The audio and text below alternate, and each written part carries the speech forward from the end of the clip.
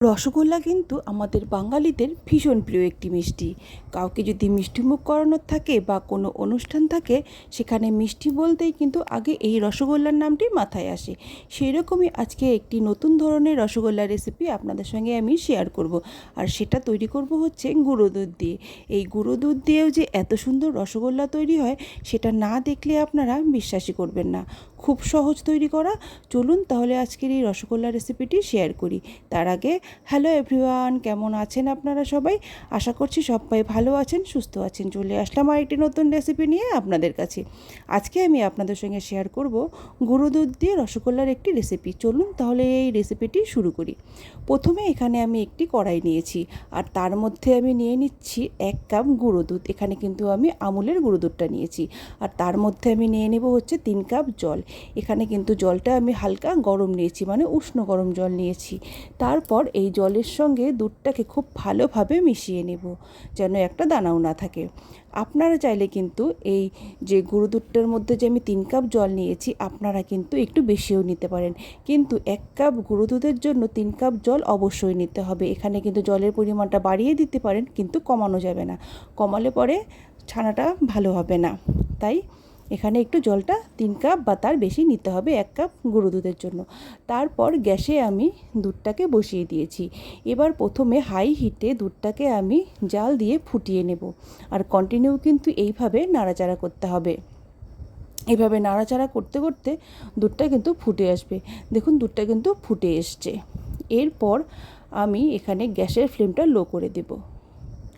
গ্যাসের flame low করে আর একটু নাড়াচাড়া করে তারপর এর মধ্যে আমি দিয়ে দেব হচ্ছে 1 চামচ ছানার পাউডার।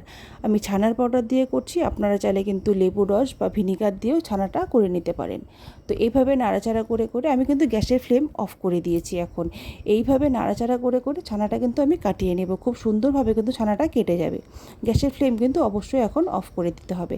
তারপর ছানাটাকে আমি নামিয়ে নিচ্ছি একটি ছাঁকনির মধ্যে। ছাঁকনার মধ্যে আমি নামিয়ে নিলাম। এখানে কিন্তু জল দিয়ে আমি ধোবো না, কারণ আমি যেহেতু ছানার পাউডার দিয়ে করেছি। এই লেবু বা ভিনিগার দিয়ে ছানা করলে তখন একটু ধুয়ে নিতে হয়। তারপর এইভাবে হালকা চাপ দিয়ে আমি জলটাকে একটু বের করে নেব। আর কিছুক্ষণের জন্য আমি এইভাবে রেখে দিয়েছিলাম, যে এক্সট্রা কোনো জল থাকলে যাতে জলটা বেরিয়ে যায়। তো এবার কিন্তু আমি ছানাটাকে একটি প্লেটের মধ্যে নিয়ে নেব। তো এই প্লেটটার মধ্যে আমি ছানাটাকে মাখবো। এখানে আমি ছানাটাকে নিয়ে নিলাম। তারপর একটু ভেঙে নেব। ভেঙে নিয়ে, মানে একটু দলা হয়েছিল, ওটাকে একটু ভেঙে নিয়ে তারপর হাতের যে 5টা আঙ্গুল আছে সেই আঙ্গুল দিয়ে চাপ দিয়ে দিয়ে মেখে নেব। এখানে এইভাবে 5 মিনিটের মতো মাখলেই কিন্তু খুব সুন্দরভাবে ছানাটা মাখা হয়ে যাবে। একটা মানে বাটারের মতন হয়ে যাবে। আপনারা দেখেই বুঝতে পারবেন, বা আপনারা যদি বাড়িতে তৈরি করেন তখন নিজেরাই বুঝতে পারবেন যে 5 মিনিট মাখার পর ছানাটা খুব সুন্দরভাবে একটা বাটারের মতন হয়ে যাবে। দেখুন, দেখে কিন্তু বোঝা যাচ্ছে যে বাটারের মতো হয়ে গেছে। এইভাবে ছানাটাকে মেখে তারপর আমি একটা ডোর মতো তৈরি করে রেখে দেব। তারপর তৈরি করে নিব হচ্ছে শিরা। এবার গ্যাসে আমি বসিয়ে দেব হচ্ছে একটা কড়াই। কড়াই বসিয়ে দিয়েছি। এর মধ্যে দিয়ে দিচ্ছি 1 কাপ চিনি। 1 কাপ চিনি দিলাম। আর দিয়ে দেব হচ্ছে 2 কাপ জল। আর দিয়ে দেব 2টো এলাচ ফাটিয়ে। 2টো এলাচ ফাটিয়ে দিয়ে দিলাম। এবার শিরাটাকে একটু নাড়াচাড়া করে এইভাবে আমি রেখে দেব গ্যাসের ফ্লেমটা লো করে। এটা যতক্ষণে ফুটবে ততক্ষণে আমি মিষ্টিগুলোকে তৈরি করে নেব। তো এখানে আমি এর আগেও কিন্তু আমি শেয়ার করেছি কিভাবে তৈরি করি। তো সেভাবেই ছোট ছোট তুলে মানে কেটে নিয়ে এইভাবে গোল করে নিলেই কিন্তু হয়ে যাবে খুব সুন্দরভাবে, একদম ক্র্যাক ফ্রি মিষ্টি। তো হয়ে গেল। তো সমস্ত মিষ্টিগুলো কিন্তু আমি এইভাবে তৈরি করে নেব। আপনারা চাইলে কিন্তু আরেকটু বড় বা ছোট করে নিতে পারেন। এখানে আমার 12টার মতো মিষ্টি হয়েছিল। তো হয়ে গেছে। তারপর যে শিরাটা ফুটে এসছে, একটু নাড়াচাড়া করে এর মিডিল পয়েন্টে আমি সমস্ত মিষ্টিগুলোকে, মানে বলগুলোকে ছেড়ে দেব। এইভাবে মিডিল পয়েন্টে ছেড়ে দিতে হবে। সবগুলো মিষ্টি আমি এইভাবে ছেড়ে দিচ্ছি।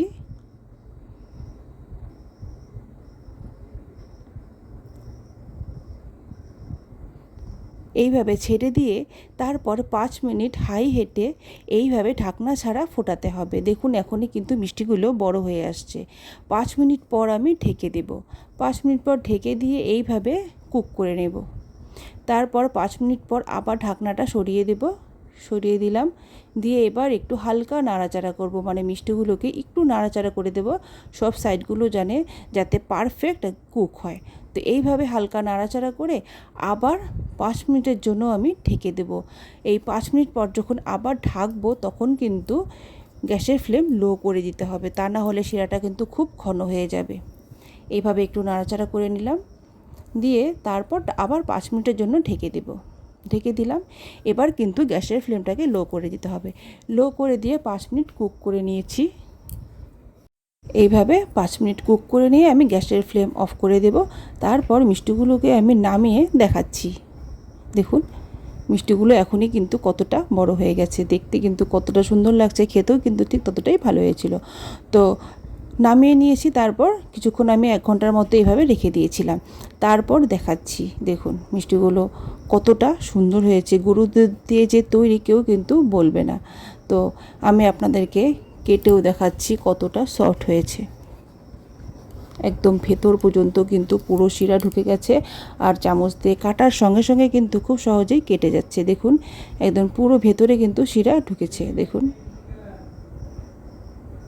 এতটা টেস্টি হয়েছিল এই মিষ্টি। আপনারা যদি বাড়িতে তৈরি না করেন তাহলে বুঝতেই পারবে না কত টেস্টি হয় এই গরু দুধের মিষ্টি। তো বন্ধুরা, আশা করছি আমার এই মিষ্টি রেসিপিটি আপনাদের ভালো লেগেছে। আর যদি ভালো লেগে থাকে তাহলে অবশ্যই লাইক করবেন, কমেন্ট করে জানাবেন। যারা নতুন এসেছেন তারা অবশ্যই সাবস্ক্রাইব করবেন, আর যারা আগে থেকে সাবস্ক্রাইব করে রেখেছেন তাদেরকে অসংখ্য ধন্যবাদ। দেখা হবে আবার নতুন কোনো ভিডিওতে। ভালো